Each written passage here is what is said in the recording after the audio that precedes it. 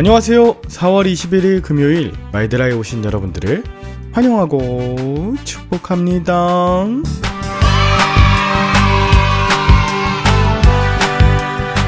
여러분, 오늘로써 룻기가 마무리되고요. 사무엘상의 이야기를 함께 살펴보고자 합니다.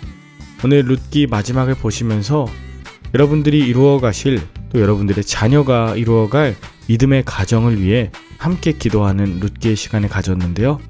비록 이전에 경험했던 흉년과 빈손 같은 상황이 있었더라도 하나님의 말씀이 들리는 자, 또 하나님 말씀을 이루어가는 자들을 통해서 하나님의 귀한 역사가 이루어질 것을 믿습니다.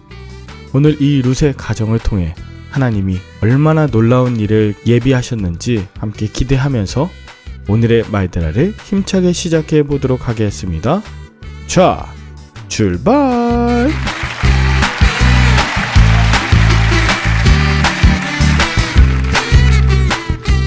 오늘은 룻기 4장입니다. 오늘 보아스는 룻에게 한 약속을 지키고자 기업 물을 책임을 공식적으로 맡기 위한 절차에 들어갑니다. 그는 먼저 기업 물을 책임에 있어서 자신보다 우선권이 있는 친족을 만나는 것으로부터 시작하는데요. 그 친족뿐 아니라 증인이 될 장로 10사람을 성문으로 초청합니다. 사사시대의 성문은 사사 같은 지도자들에 의해 온전한 판결이 이루어지던 장소였습니다. 굉장히 공식적인 자리였던 것이죠. 그곳에서 보아스는 가까운 친족에게 나오미 가정에 기업을 물을 의사가 있는지 묻습니다.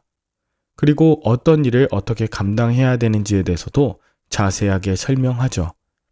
보아스가 이 가까운 친척의 법적 권리를 존중하는 것을 통해 보아스 자신의 의지나 뜻을 무조건 주장하거나 거짓을 일삼지 않는 태도를 볼 수 있습니다. 모든 일이 정직하고 질서 있게 진행되도록 자신의 뜻은 낮추고 하나님을 의지한 것이죠. 여러분, 목적에 지나치게 집중하면 내 생각이 앞서 공동체를 어렵게 만들 수도 있지만 나의 책임을 다하며 성실하게 준비한다면 하나님께서 가장 선한 길로 인도하여 주시고 가장 온전한 결과 또한 예비하여 주실 것입니다. 그런데 이 보아스의 이야기를 들은 친족이 나오미의 기업 물을 책임을 거부합니다. 사실 그 사람은 엘리멜렉의 가장 가까운 친족이었고 또 엘리멜렉과 두 아들이 죽었기 때문에 그들의 기업뿐 아니라 나오미와 룻을 책임지는 계대 결혼까지 떠맡아야 했기 때문입니다. 그러나 기업을 물을 자는 그 가까운 친족과 보아스뿐이었어요. 나오미가 과부였고 룻은 이스라엘 백성들이 꺼리는 이방인, 즉 모압 여인이었기 때문일까요? 결과적으로 이 친족이 자신에게 손해가 될 것 때문에 그가 감당해야 할 책임을 거절하고 보아스에게 넘겼던 것입니다. 여러분, 하나님의 말씀을 지키고 행하는 것이 때로 나에게 손해로 보일 때가 많습니다. 나의 뜻과 나의 계획, 나의 유익과 계산을 다 내려두고 오직 하나님의 뜻과 하나님의 계획, 하나님의 영광과 그 역사를 기대하는 것이기 때문에 그렇습니다. 그러나 오늘 보아스는 친족 엘리멜렉과 나오미의 가정을 위해 기업 물을 자의 의무를 성실하게 감당합니다.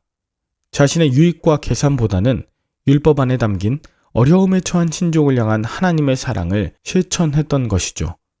여러분, 이처럼 복음은 계산적이거나 이기적인 태도와는 거리가 멉니다. 복음의 본질은 자기 중심적이 아니라 자기 부인이요 자기 희생의 사랑입니다. 예수 그리스도의 십자가가 바로 이와 같았던 것이죠. 여러분, 이 가까운 친족이 모든 계산이 끝나자 전통에 따라 신을 벗어 보아스에게 줌으로써 자신이 나오미의 기업 물을 책임을 공식적으로 포기했고 이에 보아스는 모든 손해를 감수하고 엘리멜렉과 나오미 가정의 기업 물을 책임을 감당함으로 그 가문을 세워줍니다. 아니, 오히려 그는 기업 물을 책임을 간절히 바랬죠.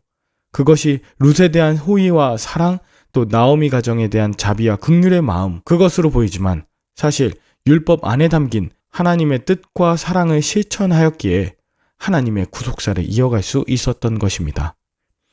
여러분, 보아스가 엘리멜렉 가정의 모든 소유와 권한을 나오미에게서 샀고 룻은 아내로 맞이해 후손을 낳음으로 그 모든 율법적 의무를 감당할 것을 선포하고 그 자리에 있던 장로들과 모든 백성들이 이것을 지지하며 그의 결혼을 축복했습니다. 게다가 보아스만 축복하는 것이 아니라 룻을 축복하는데요. 놀라운 것은 모압 여인 룻이지만 그가 이스라엘 12지파를 세웠던 어미 레아와 라헬처럼 그리고 유다 지파를 세운 다말과 같이 되기를 기원하며 축복하였던 것입니다. 룻의 마음이 얼마나 찡했을까요? 자신은 원래 은혜받아 마땅하지 못한 자인데 보아스를 통해 그 자리에 있던 증인들을 통해 단순한 가정뿐 아니라 그 유다 지파, 더 나아가 이스라엘을 세우게 되는 존귀한 어미로서 축복을 받고 있으니 룻이 받았을 은혜가 얼마나 클까 우리는 상상해 볼 수 있습니다. 이후 하나님은 정말 룻에게 아들을 주세요. 소망이 끊겼던 그 가정에 하나님의 소망의 씨앗이 뿌려지자 이제 그 가정과 이스라엘이 회복될 것입니다. 나오미는 그 아이의 이름을 오벳이라고 지었습니다. 오벳은 다윗의 아버지인 이새의 아버지, 즉 다윗의 할아버지입니다. 18절부터 기록된 베레스의 계보가 훗날 룻기 이후에 태어날 후손들에 대해서 이렇게 이야기하고 있는데 우리는 궁극적으로 그 혈통에 대한 이야기가 다윗을 넘어 예수 그리스도까지 이어진다는 것을 이미 알고 있습니다. 비록 흉년과 상실의 시간에 지났던 나오미와 룻이지만 하나님의 은혜로 누리게 되는 회복과 보상, 특별히 예수 그리스도와 연결된 구속사 이야기는 그 무엇과도 바꿀 수 없는 축복입니다. 여러분, 룻기를 마무리하면서 룻과 나오미가 살았던 이 시대는 모두가 자기 소견에 옳은 대로 또 손익을 따지며 살았던 사사시대였습니다.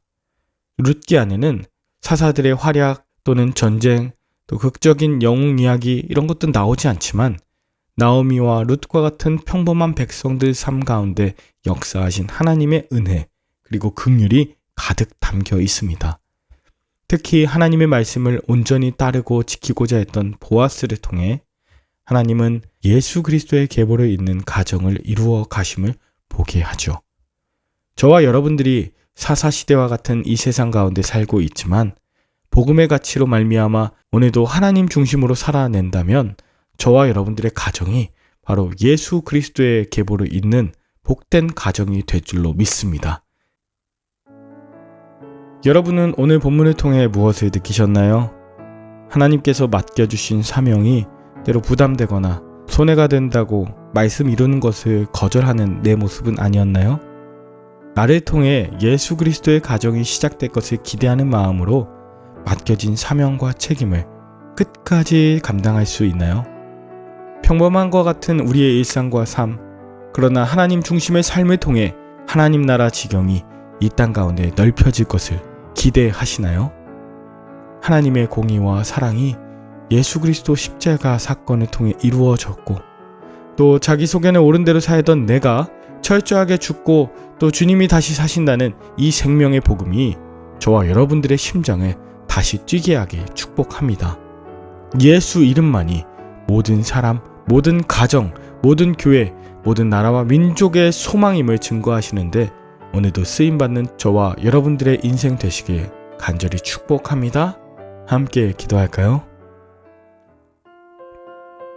하나님 아버지, 어려움과 아픔의 순간에도 하나님께 돌이키며 말씀 듣고 순종하게 하여 주시옵소서.